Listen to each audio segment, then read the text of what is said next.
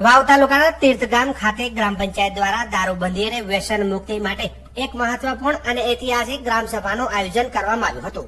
ગામમાં વધતા દારૂના દૂષણ અને તેના કારણે ઉભી થતી સામાજિક સમસ્યાઓને ધ્યાનમાં રાખીને ગ્રામજનોએ સર્વસંમતિથી દારૂના વેચાણ અને સેવન પર કડક પ્રતિબંધ મૂકતો ઠરાવ મંજૂર કર્યો હતો.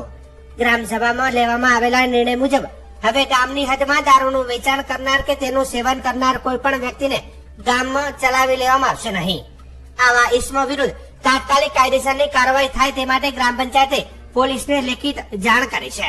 સાથે જ ગામમાં ચાલતા દારૂના ગેરકાયદેસર અડ્ડાઓ બંધ કરવા અને બુટલેગરો સામે કડક પગલાં લેવાની પણ વિનંતી કરવામાં આવી હતી.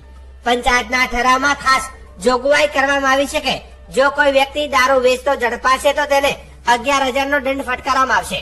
પીતો પકડાશે તો 2500 નો દંડ, તેમજ ગામમાં કોઈ પણ કેફી ગોળી વેચાણ કરશે કે સેવન કરશે તો 5100 રૂપિયાનો દંડ ફટકારવામાં આવશે. આ સમગ્ર મુદ્દે આજે સરપંચ સહિત સમગ્ર બોડી વાવ પોલીસ સ્ટેશન પહોંચી હતી અને આવેદન પત્ર આપ્યું હતું. ત્યારબાદ પીઆઈ AR ખત્રી તીર્થગામની મુલાકાતે આવ્યા હતા. તેમણે ગ્રામજનોને કરેલી વ્યસન મુક્તિની આ પહેલને બિરદાવી હતી અને પોલીસ વિભાગ તરફથી ગામને સંપૂર્ણ સહયોગ આપવાની બાંયધરી આપી હતી.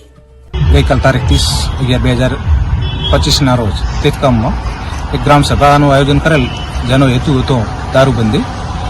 ગામમાં દારૂનો બધી ઘણા લાંબા ટાઈમથી હતી, જે બધીને નાશ કરવા માટે અને એ બધી દૂર થાય, ગામ લોકોને એમાંથી શું કહેવાય કે મુક્તિ મળે એ માટે ગ્રામ સભા કરી અને ગામ લોકોને બોલાવી અને ગ્રામ લોકોએ બધા ભેગા મળીને નિર્ણય લીધો કે આ બધી જે હવે દારૂ ગામમાં વેચશે તો એને 11,000 રૂપિયા દંડ થશે, જો કોઈ વ્યક્તિ પીશે તો એને 2500 રૂપિયા દંડ થશે અને ગામમાં કોઈ કેફી ગોળીઓનું સેવન કરશે કે વેચાણ કરશે તો એને 5100 રૂપિયા પેટે દંડ કરવામાં આવશે.